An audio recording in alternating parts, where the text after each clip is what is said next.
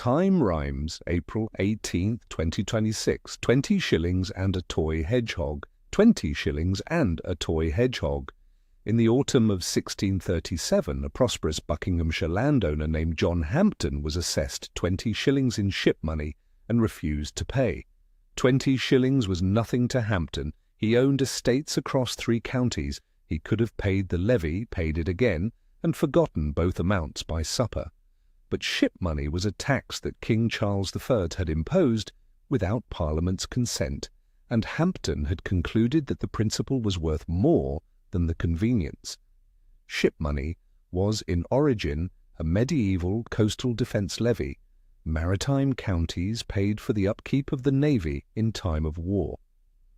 Charles III, who had dissolved Parliament in 1629 and ruled without it for what would eventually become 11 years, extended the levy to inland counties and imposed it annually, in peacetime, without a vote.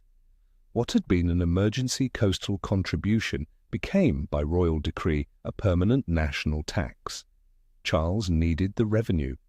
Parliament, had it existed, would not have agreed to it. So Charles did without Parliament. Hampden's refusal went before the 12 judges of the Court of Exchequer.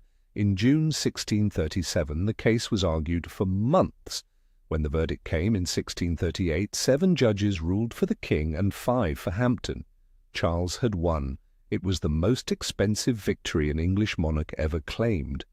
The narrow margin electrified the country. If 5 of 12 royal judges believed the tax was illegal, then refusing to pay was not treason. It was a legitimate constitutional position. Collection collapsed. Less than 20% of the next assessment was paid. Ship money was effectively dead before Parliament officially abolished it in 1640. By 1642, England was in civil war. By 1649, Charles was on the scaffold. Hampden himself fought for Parliament in the war his 20 shillings had helped to start. He was shot at the Battle of Chalgrove Field in June 1643 and died of his wounds 6 days later. He did not live to see the king's execution, but the question he had brought to court, does the executive have the power to tax without the legislature, survived him by 4 centuries and counting. On February 20, 2026, the Supreme Court of the United States ruled 6-3 that President Trump did not have the power to impose tariffs. The case was brought by Learning Resources, Inc., a family-owned educational toy company from Vernon Hills, Illinois, which makes products like Spike the Fine Motor Hedgehog and Botley the coding robot. The company had paid approximately $14 million in tariffs the previous year under Trump's Liberation Day trade policy, which imposed sweeping duties on imports from dozens of countries using the International Emergency Economic Powers Act as its legal authority. Chief Justice Roberts, writing for the majority and joined by Justices Sotomayor, Kagan, Gorsuch, Barrett, and Jackson, held that IEPA does not grant the President the power to set tariffs.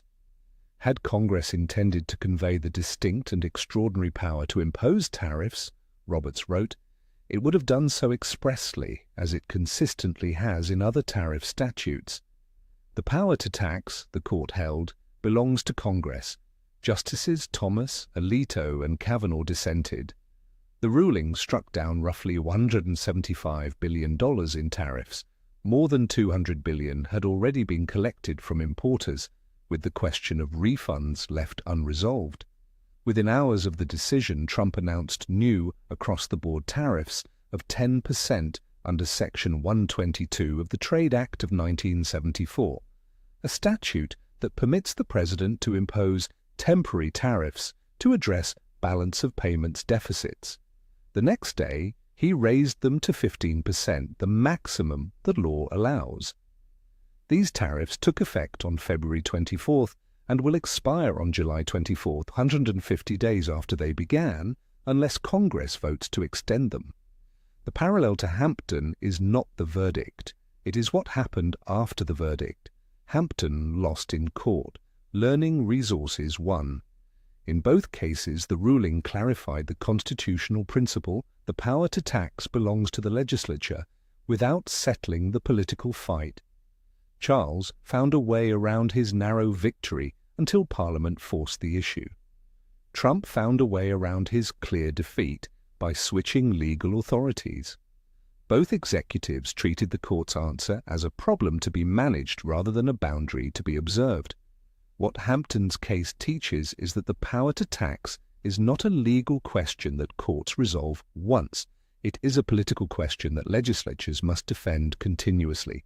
The Court of Exchequer told Charles he could levy ship money. Charles levied it, and the country refused to pay.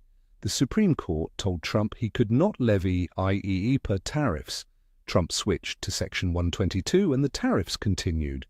In both cases, the real question was never what the court said. It was what the legislature did next. Charles's parliament abolished ship money, then abolished the king. Trump's Congress has until July 24th. 20 shillings nearly brought down the English crown. $14 million and a toy hedgehog brought down a president's trade policy. In both cases, the principle was the same. The power to tax without the legislature's consent is the one power no executive gets to keep. Whether